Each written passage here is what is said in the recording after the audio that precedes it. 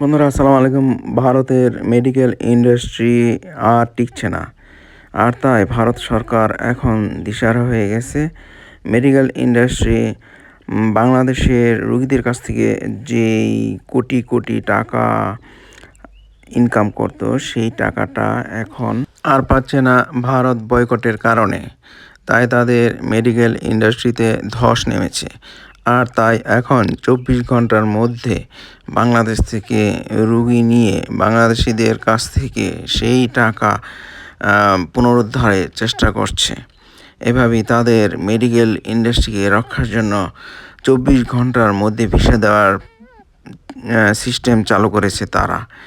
তো বন্ধুরা, তারপরও বাংলাদেশিদের একটা মাথায় চিন্তা রাখতে হবে যে ভারতকে এভাবে টাকা পয়সা দিয়ে ভারতের কাছ থেকে বন্ধুত্ব কিছুই পাওয়া যাবে না।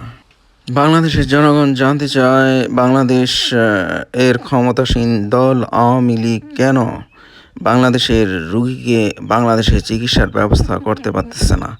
কেন বাংলাদেশের রুগীকে ভারতে গিয়ে চিকিৎসা করতে হবে এবং বাংলাদেশের টাকা ভারতে রেখে আসতে হবে? এতে বাংলাদেশ ক্ষমতাসীন আওয়ামী লীগ দলের কতটুকু সফলতা? তো বন্ধুরা, আসেন আমরা একটা ভিডিও দেখি, তাহলে বুঝতে পারবো ব্যাপারটা। শারীরিক অসুস্থতার সঙ্গে কোনোভাবেই আপোষ করা যায় না, তাই সাধারণ মানুষ যাতে দ্রুত সময়ের মধ্যে চিকিৎসা পেতে পারেন সেই জন্য এই উদ্যোগ নেওয়া হয়েছে। চিকিৎসার জন্য ভারতে যাওয়া বাংলাদেশিদের সংখ্যা প্রতি বছরই বাড়ছে। তারা প্রধানত চিকিৎসা নিতেই ভারতে যান। এ কারণে তাদের সুবিধা দেওয়ার জন্য একটি বিশেষ পোর্টাল চালুর কথাও জানিয়েছিল পশ্চিমবঙ্গ সরকার। তাতে আবেদন করার সর্বোচ্চ 48 ঘন্টার মধ্যেই মেডিকেল ভিসা দেওয়ার ব্যবস্থা করা হয়েছে।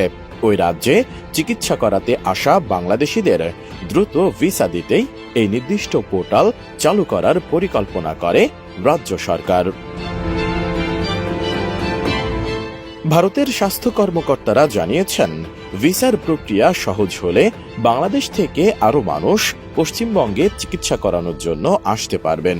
শুধু বাংলাদেশের বাসিন্দারাই নন, এই পোর্টালের সুবিধা নিতে পারবেন নেপাল ও ভুটানের বাসিন্দারাও। আবেদন করার সর্বোচ্চ 48 ঘন্টার মধ্যেই ভিসা মঞ্জুর হয়ে যাবে। পোর্টালটিকে রোগীভিত্তিক করাই হলো এই উদ্যোগের মূল উদ্দেশ্য।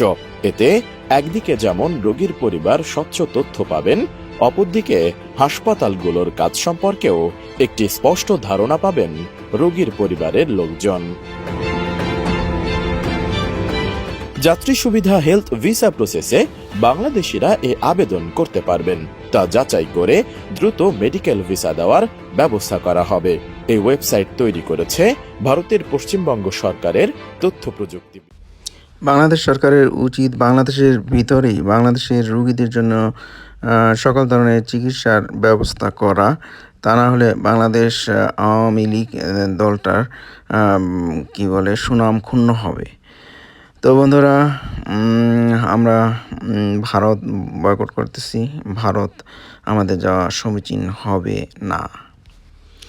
বন্ধুরা, বিভিন্ন কারণে ভারত আমাদের যাওয়া উচিত নয়। কারণ আমরা বাংলাদেশিরা সেখানে গিয়ে চিকিৎসা খাতে, পর্যটন খাতে অঢেল টাকা পয়সা খরচ করে আসি। এতে তাদের অর্থনৈতিক অবস্থা এতটাই ফুলে ফেঁপে উঠেছিল যে তারা এতটাই ধনী হয়ে উঠেছিল যে তারা তাদের অস্ত্র সেই হায় হায় হুদিদের কাছে পাঠাতো, যাতে করে তারা আরও বেশি মুসলমানদের মারতে পারে ফিলিস্তিনের মাটিতে। তাই আমাদের উচিত হবে না ভারতের অর্থনীতি সমৃদ্ধির জন্য সেই দেশে গিয়ে টাকা পয়সা খরচ করে আসা। আমরা চিকিৎসার জন্য যাব না, পর্যটনের জন্য যাব না, এবং সেই দেশে কোনো মাল বাংলাদেশে ভোগ করব না। এটাই হলো আমাদের প্রতিজ্ঞা। তাই ভারত সরকার যদি 24 ঘন্টা কেন, যদি আধা ঘন্টার মধ্যে ভিসা দেয়, আমরা বাংলাদেশিরা সেই দেশে যাব না। প্রয়োজন হলে আমরা থাইল্যান্ড গিয়ে চিকিৎসা করব। নিজেদেরকে ভালো রাখবো। আল্লাহ হাফেজ। আসসালামু আলাইকুম।